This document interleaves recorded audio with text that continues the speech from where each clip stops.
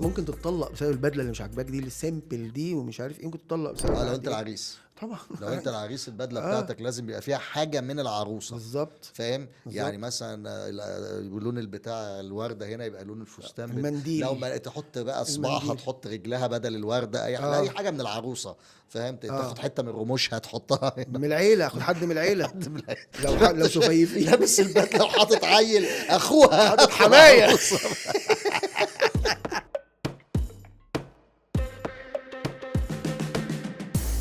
حلم العمر. حلم العمر. فاهم؟ مش اللي هو استاذ حماده هلال بس يعني. حلم اتزاولت. قلت هنلعب افلام لا ولا يعني إيه؟ حلم العمر اللي هو بالنسبه للبنت وللولد، اللي هو يعني حلمنا دايما او الجيل بتاعنا كان حلم العمر هو الجواز وليله العمر. وعلى فكره كان كل حاجه عندنا برضو اللي فيها العمر، يعني في عربيه العمر وشقه العمر وكل حاجه بتجيبها على اساس انها تفضل معاك طول الوقت. بس خلي بالك بقى، هم كده لطشوا مننا مصطلح ان هم ما كانش عندهم موضوع العمر ده، يعني الحاجه اللي بتعمر ده لا احنا دي حاجتنا احنا. صح. وحاجه اهالينا. لكن دلوقتي مصطلح اقلب رجري ده اللي اقلب موجود. وجري. كله بس اقلب ليه بقى وجري. ماسكين في حكايه حلم العمر بقى؟ لا ده ما عندهم عشان بقى. على حسابنا. ايوه ايوه يا حبيبي، فاهم؟ عشان ايه؟ حلم العمر بالنسبه للبنت آه. هو ليله العمر، آه. اللي هو حفل الزفاف، وان هي من وهي صغيره بتحلم انها تلبس الفستان الابيض فابيض، وصحابها يزفوها وترمي البوكيه ومش عارف الجرب. الايه الجرب. هو اسمه جرب مش بوكيه. وبتفضل طول حياتها بتحلم في المنطقه دي. تمام. هل عمرك شفت مثلا انه في شاب حلم العمر بالنسبه له ان هو بيحلم بانه هيلبس البدله السوداء والبابيون وان هو صحابه حواليه اكيد، ما هو مش كل الناس زينا، اكيد لا في ناس، لانه هو عارف اكيد صحابه، في ناس طبيعيه، عارف صحابه بيعملوا ايه في الليله دي، فاكيد بيبقى مش يعني بالنسبه له كابوس، ده مش حلم انه يحلم حاجه اصحابه زي بيعملوا كده. ايه؟ بيروحوا ياكلوا في البوفيه. ايوه وبيحيوه. بيحيوه. ايوه والتحيه دي بتخوف كل واحد فينا. لا بتخوف فاهم؟ مين؟ بتخوف اي شاب مفيش مقدم على تحيه الزواج. تخوف اي راجل، خلي لا بالك. لا الراجل ايوه ما يتجوزش اصلا. كمل. ايوه لكن هي بتحلم بكل تفاصيل الليله دي، من اول الفستان ازاي وعامل ايه، والكات بتاعته تبقى عامله ازاي، وانه شرايط الكراسي. ايوه هل بلون الفساتين بتاعت البرايد ميد اللي هو اصحابها يعني خدامين العروسه؟ لا مش الخدامين. ما تاخدهاش حرفيا. امال ايه اسمها ايه؟ لا اللي هم البرايد ميد دي اللي هم يعني زي ما تقول كده خدامين العروسه، عشرة العمر بتاعتها يعني. عشرة العمر بس والله العظيم صحابها وبتاع اللي هي هترمي لهم الشرب. ايوه بس كده دي. وهل الترابيزات عليها كاجو ولا هيبقى فول سوداني، لانه هيبقى ده كده انت بتروح في حته تانية، فاهم؟ الباكج اللي بتنقيها، شكل الورد، القاعة، الكوشة، الفوتوغرافر ده اهم واحد في الليلة. شفتش البنت بتقول له العريس ثبته؟ قول له انت اهم واحد معانا في الليله، اي حاجه يا عم طبعا هو اهم من العريس نفسه. بالظبط من كده. العريس نفسه الفوتوغرافر طبعا معروف، خلاص معروف. والتفاصيل بقى كلها بتاعت الباكج، السيلفر مون ولا الهابي سبرينج ولا الحاجات الغريبه دي اللي هو احنا بنروح نحجز قاعه زي بتحجز قاعه مناسبات في دار مناسبات عشان مثلا ميتم او عشان بتاع صح بالظبط. هم بالنسبه لهم لا هم بالنسبه لهم بتروح او عشان مراجعه الفيزياء او مراجعه ما برضه دي في قاعه برضه دلوقتي. لكن هم بالنسبه لهم لا بيروحوا الاوتيل الراجل بقى اللي هناك بتاع البانكويتس، تمام اللي الحفلات يعني ده بيقعد بيعرض عليهم بقى منيو كده هو في بقى الباكج الموجوده. بس لازم يبقى معاها ست عشان يبقى خلقها بالها طويل. لا هو لازم خلقها واسع، لازم لا مش كده. بص هتلاقي دايما في القعده دي الراجل الوحيد اللي قاعد هو الراجل بتاع الاوتيل. بعد كده هتلاقي العريس جاي هو والعروسه ومامته مثلا او مامتها لا مامته ما تجيش مامته تيجي زي اي معزومه. وواحده من اسمع اما اقول لك اللي اوله شرط اخره نور. أيوة. عشان ايه الحاجات دي مهمه جدا. مامته ما تجيش ما اشوفهاش. بتلاحظ بقى ايه هو بيمشي يعني هو تلاقيه ايه بعد شويه بقى 10 دقايق مثلا من القعده وبتاع بيلاقي الموضوع دخل في تفاصيل، هو جاي عشان يعرف المبلغ كام بالاخر فاهم؟ ايوه اهروا التفاصيل وفي الاخر قولوا لي تلاقيه بقى كام. راح واقع يشرب سيجاره بره وبتاع وكلام كده، ويقعد آه. الموضوع بقى كله ستات في ستات، بالظبط. ويبتدوا يختاروا بقى ان هو ايه اللي مش عارف ايه، والجيرب لونه ايه ومش عارف ايه وبتاع، وفي مع الباكج ده 250 كرسي معاهم مش عارف ايه فري وفي واوضتين. رقاصه ولا لا؟ اه في والحاجات دي. رقاصه ولا لا؟ طبعا طبعا. فالترتيبات دي هو كلها. بيتدخل ساعه اما يجي موضوع الفقرات، اه ساعتها بقى بيخش يسال السؤال ده بس. في رقاصه رقاصه، هتاخد كام في والحاجات دي رقاصه، كلها. لا رقاصه تاخد عينيه اه ما مش انا بقول مهم. لا في رقاصه مفيش مش هحضر بس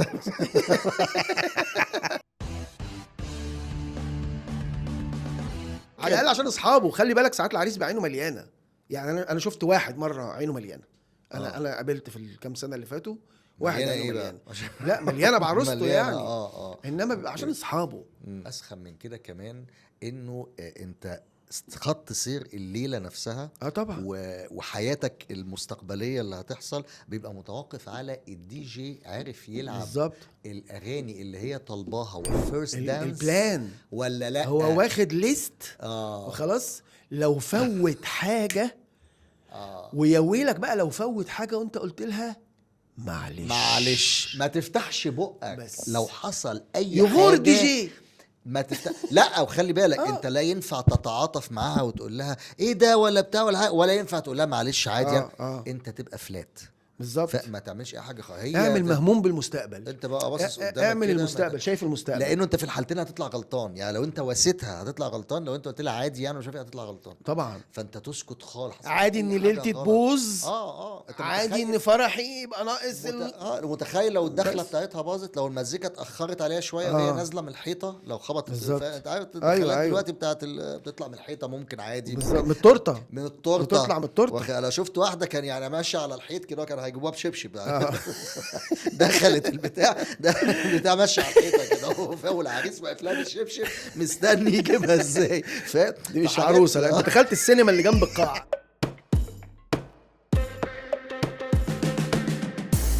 الموضوع ما بقاش حلم عمر ولا بقى. لا بقى كابوس، بقى مهرجان. بقى تحضير المهرجان الجونة. بالظبط. في مهرجان جونة بيحصل. ولا الازياء. الازياء فعلا. لا انا بتبسط هم بالازياء. ليه بيعملوا كده؟ انا بتبسط انا شخصيا. ايوه بس هم ليه بيعملوا يعني نفسي يعزموني على اي فرح. بقالي كتير ما روحتش افراح بصراحه. يا جماعه ده نداء من الفنان عمرو رمزي انه لو حد عنده فرح يعزمه عشان لا بجد ان يعني على فكره بيلبسوا طول الوقت حاجات عاديه جدا. أيوة. لكن الفرح بالذات يعني في فساتين سواري كويس. انا معترف لو في عندها حفله عندها بتاع الكلام ده كويس. كله بتلبس فساتين سواري، بس في فساتين بتتعمل للفرح بتبقى مختلفه خالص. ايوه بتبقى فيها فقعان وفيها تراتر وفيها حاجات ليه بيعملوا كده؟ الانسان بيحب يلمع في الايام دي. لا يعني بس مش بالشكل ده. وليه بيتصوروا؟ احنا ظالمينهم. لا انا فجأة رجعت نفسي والله. احنا ظالمينهم ايه يا عمرو؟ انت بتشوف بتشوف البنات بيتصوروا مع بعض ازاي؟ بتشوف البنات بيتصوروا مع بعض ازاي؟ انا في صوره بيتصوروا كده ليه بيحطوا ايديهم هنا؟ لا مش مهم. لا مش اعرف ليه كل واحده انا بصورها مع صاحبتها تحط ايديها على بطنها ليه؟ اللي هو انا حامل يعني. لا اللي هو يا رب اشوف النونو بعد 9 شهور مثلا. معروفه. وبعدين لما حضرتك تتصوري وشايله صاحبتك على ظهرك انا بعد كده اتصور معاكي ازاي؟ بالظبط كده يعني لا بالعكس ده معناها انها هتشيله طول العمر. يعني هتشيل دي مسج. مش عارف اشيلها. دي مسج بس انت عشان كلاسيكي دي مسج فاهم. انا هشيلها يبقى شايلاك. لا معروف. انا حاسس انه في حاجات بتحصل في التصوير. طب والصوره اللي هي بتبقى كلها بالبيجامات الستان دي معلش في صوره كده بتبقى كلها بالبيجامات الستان في الاوضه بتاعه الاوتيل كده يعني فجاه كده ناس محترمه كده وزميلتي في الشغل ومحترمه وحاجه كده وتيجي الفرح فجاه في الفرح الاقي هي واصحابها متصورين بالبيجامه الستان كده كلهم عند السرير وفي شبشب واحد بيبقى في كل ده وفي بلغه بيضه خلاص بتبقى واحده بس. ايوه هم كلهم بيغيروا فيها ولا بيبدلوا مع بعض. بيبقى شيء غريب جدا. طب ما جابوش ليه معاهم الشباشب من البيت؟ لا دي حاجه مش مفهوم. وبعدين يعني انت بتلاقي الناس دي كلها في العادي بتشوفهم زي ما تقول كده معايا في الشغل واصحابي بتاع في الفرح بتلاقيهم يعني في صور زي كده متحولين 20% من كميه السيلوليت اللي في العالم بتلاقيها في الصور دي. كميه سيلوليت طالعه وحاجات ليه ليه؟ طب ما احنا يعني عشان احنا بنلبس ضيق نمرتين معروفه. في لا، الفرح. في الفرح ده حلم العمر برضه. طبعا. انا ده بروح حلم العمر بالنسبه للمعازيم، المعزومات. انا بروح طنط داليا الخياطه بقول لها انا عايزه الفستان ضيق نمرتين. اوكي. معروف. مع ده العروسه عشان ليه؟ عشان فرح شريهان بالظبط كده. آه. هي بتبقى عارفه بيبقى لان اصحاب شريهان جولها الصبح. ما هي كل بقيه الشله جت الصبح. انت بس عشان المعلومات دي بتبقى بالنسبه للرجاله بقى، شوف احنا اتكلمنا قد ايه. بالنسبه للرجاله ايه اللي بيحصل؟ انت نفس البدله هي اللي لبستها في فرح احمد هتلبسها في فرح خالد، هتلبسها في فرح حسين. بس غير بابيو. هتغير بابيو او هتغير كرافات. صح. صح. لا ما كرافات موضوع دي قديمه قوي. بسيط كرافات ده أوي قديم أوي. قوي. لا. انا مش رايح اقدم في شركه في بترول. انا دلوقتي على فكره ما بقولش يلبسوا كرافتات ولا خلاص. ده حتى بتاع مفتوح كده وخلاص. صح. موضوع بسيط جدا، سيمبل صورنا مع بعض بس ممكن تتطلق بسبب البدله اللي مش عاجباك دي، السيمبل دي ومش عارف ايه، ممكن تتطلق بسبب لو انت العريس. طبعا. لو انت العريس البدله بتاعتك لازم يبقى فيها حاجه من العروسه. بالظبط. فاهم؟ يعني مثلا لون البتاع الورده هنا يبقى لون الفستان. المنديل. لو ما تحط بقى صباعها تحط رجلها بدل الورده، اي حاجه من العروسه. فاهم؟ تاخد حته من رموشها تحطها هنا. من العيله، اخد حد من العيله. لو شفايفي لابس البدله وحاطط عيل اخوها حاطط حمايه. واخد بالك؟ يا رب لازم في حاجه افراح قريب. حاجه ففعلا يعني هي ليله عمر يعني بتبقى، هي ليله العمر اعتقد مسمينها كده علشان يعني العمر كله بتقعد تحكي عليها زي ما احنا بنتكلم كده، او بتقعد تندم عليها. او لا ده بالنسبه للعريس. ليله العمر طبعا معروف. العريس اكيد بيقعد يندم على بالظبط كده. وبص مامتك كانت مكشره ازاي في الصور. أيوة. وبص بتاع وبص شوفي يا حبايبي الرقص بتاعهم بيبقوا عاملين ازاي. هتلاقي العروسه محتاسه بالفستان والجزمه بتاعتها ومش عارف ايه، فتلاقيها بترقص ايه وهي واخده بالها قوي كده وبتعمل حاجات غريبه قوي. يا حبيبي الولد الراجل بيبقى ايه، تحس ان هو من كتر اللي دفعه ومن كتر اللي شافه لسع. ايوه يا حبيبي. تلاقيه بيعمل. لا ده عشان اصحابه بيبقوا وراه. ما هو لا هم بيشجعوا. لا انا بيكمل طول الحفله بالشكل ده. كل ده من مره واحده. يا لا كده. فيعني بتبقى ليله والله العظيم. وبعدين بيبقى قاعد يا عيني مستني لحظه اللي هو يخرج يشرب فيها سجاره او يقعد مع اصحابه مش عارف ايه، اما فجاه العروسه بتوشوش واحده صاحبتها. وفجاه التسعه بيطلعوا يجروا، بتلاقي في تسعه كده فجاه ايه طلع يجروا. انت مش من حقك تسال طبعا لا مفهومه يعني. طبعا لان الفستان ده 6 طبقات وجيبونه وطبقه فيهم. فاهم؟ في اي حاجه بقى حصلت، في اي حاجه فجاه في حاجه. مالكش دعوه بالظبط كده. تروح انت رايح تشرب سيجاره ساعتها، تشرب سيجارتك انت في احترامك لنفسك. خلاص لغايه اما هم يجوا بنفس الهيئه بنفس الحماس. يعني هم بيجوا بتبقى اغنيه حماقي لسه ايه معمول لها بوز. هي أيوة. خلاص تشتغل تاني بيكملوا رقص تاني عادي. وفي اللقطه اللي هي يعني بقى كنوع من الاستراحه كده بيعدوا الاثنين على كل الترابيزات. واخد بالك عشان يتصوروا صح. لا هي مش فكره ان هو معاهم، فكره ان هو بقى لو هي ترابيزات اهل العروسه فالعروسه بتعرف العريس على الناس دي. ده المهندس محمد حسين جوز خالة عمتي، وده مش عارف مين، وده اكرم اللي كان في السعوديه. واللي كان في السعوديه فاكر لما رحنا لهم في ابو قير. في ابو قير انا مش فاكر طبعا. حاجات بقى بتطلع. وده عماد اللي كان معايا في الصوره الصغيره اللي كنا في دريم بارك. ايوه اللي محطوطه على الشفونيره فوق شمال. بالظبط. انا ما بشوفش الشفونير. كل المعلومات دي انت. والمهم ان كل ده بيتقال وصوت الدي جي عالي جدا. فانت 3/4 الكلام ده. فنصيحه بجد يا جماعه، اللقطه دي ملهاش اي 30 بس في جمل انت بتفهمها، في جمل بتقرا الشفايف صح؟ يعني في جمل بتقرا الوشوش.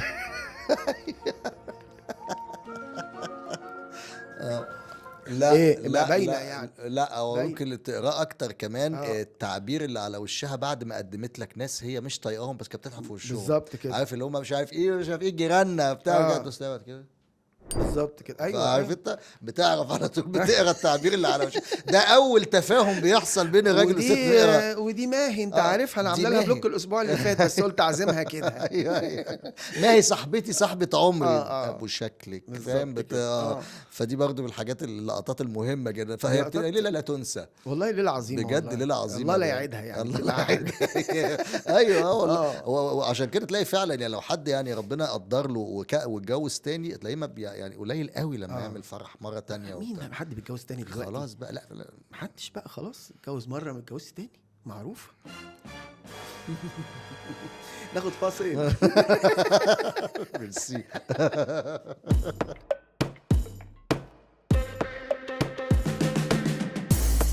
دلوقتي منى بتقول ان انا يعني معلوماتي على الافراح قديمه قوي، وان انا اوت اوف ايه مش اب تو ديت. مش اب تو ديت. طب ليه يا منى انت شايفه؟ يعني انت قلت في افراح في فنادق. اولا الفنادق دي ما بقتش موجوده كتير الصراحه، يعني منى انت ما جوزتيش الحمد لله. لا طبعا. الحمد لله فعلا. هو الحمد لله فعلا. منى انت جينيريشن ايه؟ انا جن اللي هو الزينيليال، اللي هو ما بين الجن زي والمينيليال. احفظ بقى. هنبقى نكتب على الشاشه ميلينيال وجن زي، احنا في النص. هنكتب الماب دي هنعملها. ده حوار كبير قوي. أيوة. ده لا خلينا في موضوع القاعات الافراح. فانت بتقولي ما فيش فنادق دلوقتي؟ لا، ما بقت معظم الافراح دلوقتي يعني بتتعمل في جناين. دايما فكره الجنينه والاوت دور اللي هو فانيوز بقى، بنشوف فانيو حتى لو جنينه ممكن في اوتيل بس مش قاعه. يعني قاعه دي ما ادمت قوي. يعني انت مش بتحلمي تعملي فرحك في قاعه اللؤلؤه مثلا او النرجس؟ مش بتحلمي بالاحلام؟ لا هو متهيألي اصلا القاعات دي ما بقتش موجوده على فكره. يعني والله نقف. لا الحاجات دي لا انت ما حضرتش افراح بقالك ولا كتير. تستحدث من عدم. ما حضرتش افراح بقالك كتير انا متاكده. طب احكي لنا ماشي، احكي لنا فرح 20. احنا بقى خلاص في 25 خلاص مش كده؟ يعني رايحين على 25. ماشي فينيو في فينيو بقى. في فينيو الفرح ده في فينيو. ماشي. اولا في يعني زمان مثلا كان في الجاست بوك مثلا اللي هم المعازيم بيجوا يكتبوا في لا دلوقتي ما بقاش فيه بقى الجاست بوك ده. بقى فيه بقى يا اما فوتو بوث يا اما تقف تتصور وتاخد الصوره معاك، ودي ذكرى طبعا، وبتاخد انت نسخه وبتسيب للعريس والعروسه نسخه. لا ثانيه واحده ساعتها بولارويد بقى. بولارويد بس هو بيبقى بوث كده، انت بتقف تتصور. انت واصحابك بقى، انت وذوقك عادي. انت معلش بس هو سؤال يمكن سخيف شويه. لا عادي. هو البوز ده بقى والصور على حساب العريس برضه؟ امال على حسابنا احنا. انا جست. اوكي بس عشان كملي سيب البنت تكمل. ممكن ما يبقاش فوتو بوث، ممكن يبقى تليفون وتسيب لهم فويس نوت، وفي ناس بتعمل الاثنين يعني عادي. تليفون مين؟ تليفون كده، عارف بقى تليفون ابو قرص. بتعمل بقى كده، بتدوس وتسيب لهم فويس نوت، تسيب للعريس والعروسه فويس نوت، وبعدين هم يسمعوها بقى. ماشي. التليفون ده مخصوص عشان الحركه دي؟ عشان الموضوع ده. يعني ده مش خط بتاع ابو العروسه مثلا؟ لا خط. او الخط بتاع مش خط لابو العروسه ده هو مش لا هو تليفون. مش الكشك. والتليفون ده بيبقوا سايبينه ولا حاطينه بسلسله برضه؟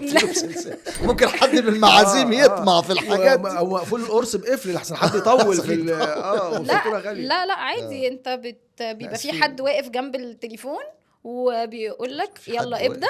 أيوة. انت بتسجل، بتقول الفويس نوت بتاعتك، بتقفل، خلاص العريس والعروسه بقى بيسمعوها بقى بعد كده، بيكولكتوا كل الكلام ده. فدي مثلا ده لسه على الباب، انت لسه ما دخلتش.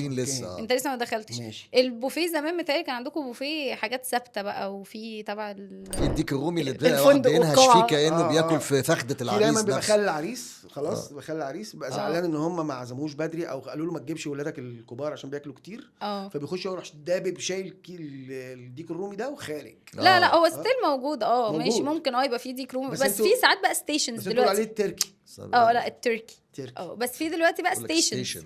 يعني في برجر ستيشن، في شاورما ستيشن، في ايس كريم ستيشن. يعني بتجيب من بره ناس، يعني محل مثلا معين انت بتتفق معاه بيجيب لك ستيشن عندك في فرحك. ده موجود. مش احنا مش هنستغرب حاجه. سيبها تكمل عادي خالص. بس فستان العروسه زمان كان فستان، دلوقتي ممكن يبقى فستانين على حسب. يعني ما انا على حسب فوق بعض لا مش فستانين على بعض. لا فستان في الاول اللي هو بتدخل بيه، اللي هو بيبقى لكجوريس قوي يعني فخم جدا. وفول جاون كده وتدخل بيه، وبعد كده تغير بقى. يعني جايب جون يعني الوقت. لا فول جاون يا عم العسل. استنى خلينا نفهم بس. يعني تخش بيه بس يعني بتدخل بيه، بتحضر بيه ممكن نص الفرح، ممكن في النص التاني تغير بقى تلبس فستان تاني. يعني هو ده المشهد اللي انا ما كنتش بفهمه بقى، لما العروسه بتوشوش انتمتها ويطلعوا يجروا 8 9. ممكن تروح تغير بقى اللي هي الفستان، تلبس بقى فستان يعني اخف شويه، تعرف تتحرك فيه، يعني يبقى مور فلكسبل كده. ما طلبتش الاخف ده من الاول ليه؟ يعني من الأول لا علشان يطلع شكله حلو. لا ما هو برضو الفكره، ما هي فعلا هو زي ما قال ليله العمر. انت عندك فكره الفساتين؟ عندك فكره الفساتين رينجها كام مثلا دلوقتي؟ بس في يعني الفستان اقل فستان ممكن يتأجر ممكن يبقى 50 حاجه و50. ده اقل حاجه خالص يعني، ده اللي هو ارخص حاجه في الدنيا. قانون جديد، ما انت بتدفع تأمين. لا مش قانون جديد، وبتأجر يوم بس يوم الفرح. العريس ببدله واحده هو عادي، بس على فكره بقى في عرسان دلوقتي ببدلتين. في عرسان لا، دلوقتي ما بيلبسوا بدلتين. ما انا فاهمك، ده لما بيعرق مش لا، بيغيروا هو- علشان ياخد واحده بالصوره، واحده بيكون عارق فيها جامد فبيروح مغير ولابس بدله تصح. يعني الظروف صح. لا، في- يعني والله احنا بنغير الظروف لكن مش عمال على بطال مش كده. عمال على بطال يعني. لا، في عريس والله بيلبس بدله بيضه في اول الفرح، أيوة. وبعدين في نص الفرح يلبس ما بدله انا طيب. بقول لك عشان كده تمام، بيحس الغلطه اللي هو عملها فبيبدا يلبس اسود. بيبتدي يلبس اسود من عليه. نص صح الفرح كده بالظبط. يبدا يلبس اسود. شو بدأت اول تفهم. عرف اول حياته. راي بدأت يقنعني. تفهمنا البنت، بدأت تفهم. احنا أول- على فكره احنا وصلنا للجيل ده خلاص. خلاص تمام. على فكره والله احنا فاهمين الموضوع مكلف قد ايه، والعروسه على فكره عارفه والله العظيم احنا عارفين فعلا الموضوع مكلف قد ايه. ماشي. بس في الاول وفي الاخر ليلة احنا ده احنا يعني احنا والبوفيه الستات. البوفيه بيبقى اخباره ايه يعني؟ البوفيه ما هو بقى بيبقى فيه البوفيه، ممكن البوفيه الطبيعي اللي هو الاكل العادي، وفي بقى بعد كده ممكن تزود بقى ستيشنز. ايه الستيشنز؟ الستيشن اللي هو المكان اللي بتركن فيه. لا. ركنت صح؟ لا، الستيشن اللي هو بتركن، مثلا انت بتركن في تجيب. البوفيه لما تروح افراح بتركن في البوفيه. انا اعرف ستيشن. قلت لك ما انت حضرش افراح بتركن في بقاله البوفيه، انا كتير. عارف انت بتقعد جنب المحمرات.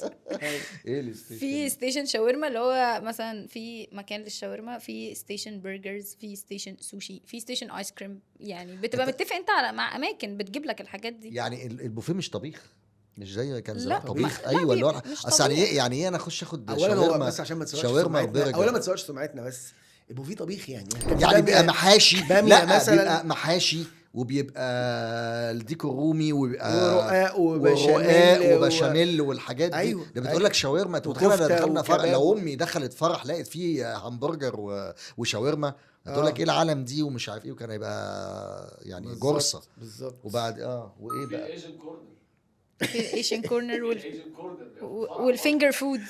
نهار فينجر أسود. فود. في الايجن فورنر. الايجن لا، ايجن ايشن كورنر. الايجن كورنر.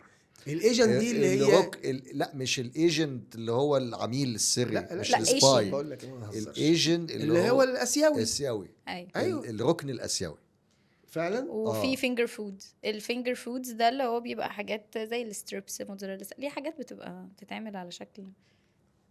ايوه، كل صوابع حاجه من كده. دي ليها حساب لوحدها، مش كده؟ ودول ازاي مثلا، عشان بس أنا في مع صح تجمع من اماكن المعلومة. كتير، بيبقى في اماكن بتعمل يعني مثلا catering عربيه لل- الجيلاتي دي ممكن تكلف كام؟ عربيه جيلاتي ايه بس؟ ما عربية الجيلاتي ده انت كده ستيشن. رحنا قاعة اللؤلؤ. انت كده في اللؤلؤه يعني. مثلا ولد مثلا، انا اسف يعني، اسف. لا اتفضل اسف. اتفضل. لا. ولد مهندس شاطر، اشتغل 5-6 سنين مثلا، اتجوز مثلا، اوكي. ممكن فرحه يتكلف كام؟ لا، على حسب بالستيشن طلبات ولا من غير على حسب طلبات العروسة برضه. ماشي على يعني، حسب يعني طلبات. الطموحه ايه والمتواضعه ايه؟ لا، في افراح دلوقتي بتوصل ل 600,000 جنيه، 700,000 جنيه. في الجيل ده. انا برضه مش بتكلم عن الناس لا، اللي بتوصل. معديه قوي لا، قوي لا، يعني، اللي هي بتوصل. بتهزر لا، يعني. بتوصل. 600,000 و700,000. توصل طبعا عادي. عادي يعني في كده؟ الكوميونتي بتاعنا في طيب. في طب الطبقه انت بتاعتنا دي. يعني انتوا لسه بتحلموا بالموضوع ده؟ يعني انتوا كبنات دلوقتي في الجيل ده بتحلموا بالليله العمر دي وبتاع وكده، ولا لا يا عم خلينا نقن الفلوس دي نعمل بيها حاجه، نسافر نشتري حاجات مثلا. لا، ما هنعمل فرح وهنسافر. اوكي ماشي. يعني ما هو دي مش حاجه هتشيل حاجه، اللي يعني هو ما كده كده بتتجوز أنا هعمل كهل بقى، اتنين. بتتجوز كهل ساعتها بيكون عنده بقى اللي هو يصفرها ويعمل بالنسبه لنا لها. احنا اللي هو يجي لك ويحط عليك يعني انت ازاي يعني هعمل فرح وهسافر دي يعني فاحنا عاده يبقى ايه، يجي لك ويحط عليك يعني. ده منطقي. يعني انا سمعت ان في بنات مثلا بيبقى كل همها انها عايزه تتجوز عشان وتعمل كل ده تمام عشان تتطلق وتعيش براحتها بقى بعد كده، يعني تبقى حره ما تبقاش يعني فاهم. بص دول مش يعني تبقى عملت الستبس اللي في حياتها زي بالظبط. هتبقى مثلا هي ايه، انا بخش كارير فلازم ابقى الاول ابقى مثلا في بنك بقى تيلر، وبعد التيلر ابقى مش عارف بس إيه ده بتاع. يعني مش هنناقش ده، فهي لان دي نفس هنعتبرها الحكاية. حالات شاذه بصراحه. مش هنقعد نتناقش في مين بيتجوز عشان تطلق دي، عشان دي اكيد عقليه مش سليمه يعني. ما انا عايز اعرف هل هي مش سليمه ولا منتشره، هل موجوده في وسطكم كتير ان هو ايه يا عم جواز بس كده هو يعني خطوه مش لا، مش منتشره، هي موجوده بس مش منتشره. لا، مش أوكي. منتشره فكره ان انا كويس. اتجوز عشان اتطلق. استنى بس بس، كده ما كده كويس بحب إيه؟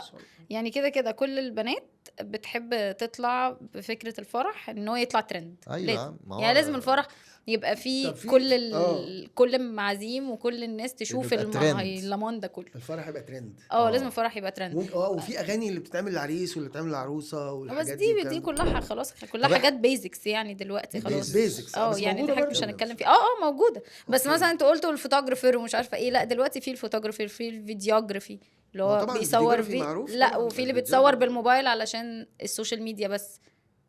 في ناس بتبقى انت مثلا بتجيب بيج معينه بتعمل ريكفرنج كده للفرح كله بالموبايل علشان، وبتصور بقى العروسه بقى في وبيعمل اوضتها حاجات فيديوهات بالبرايد تبقى ميد. بالطول عشان بالظبط تبقى الريلز. بالطول ثانية- عشان الريلز. ثانية انت واحدة. متطور. شفتي طب ثانيه واحده، هو الصفحه دي بقى حضرت فرح قريب. الصفحه دي او الناس اللي بيجوا يصوروني ويتفرجوا عليها دول، انا اللي بدفع لهم عشان يجوا؟